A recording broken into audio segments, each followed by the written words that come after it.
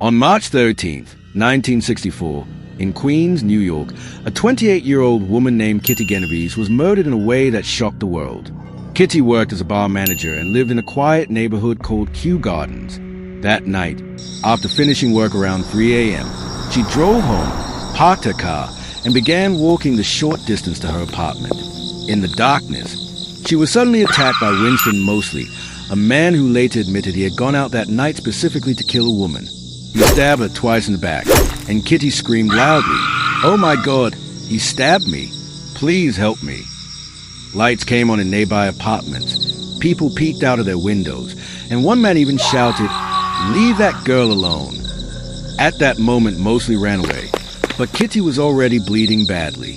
Struggling, she tried to reach the entrance of her apartment building, but collapsed. A few minutes later, Moseley returned.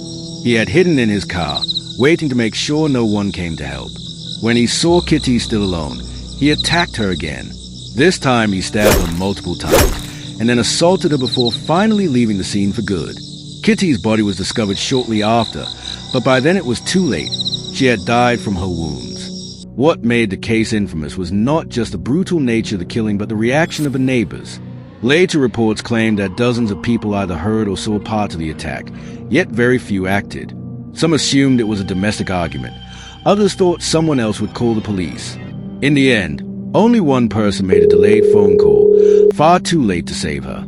This tragic lack of action gave rise to the term the bystander effect, a psychological phenomenon where people fail to help in emergencies because they believe others will intervene. Winston Moseley was caught days later after being arrested for separate burglary. He confessed in detail to Kitty's murder and showed little remorse, explaining that he simply wanted to kill someone that night. In 1964, he was sentenced to life in prison, where he remained until his death in 2016. Kitty's murder became one of the most famous true crime cases in American history. Public outrage over the lack of response from witnesses led to major reforms in emergency services, including the development of the 911 system, which made it easier and faster for people to report crimes. Today, more than 50 years later, Kitty Genovese's story is still remembered not only as a tragedy of a young woman's life cut short, but also as a lesson about the dangers of silence and the importance of speaking up when others are in danger.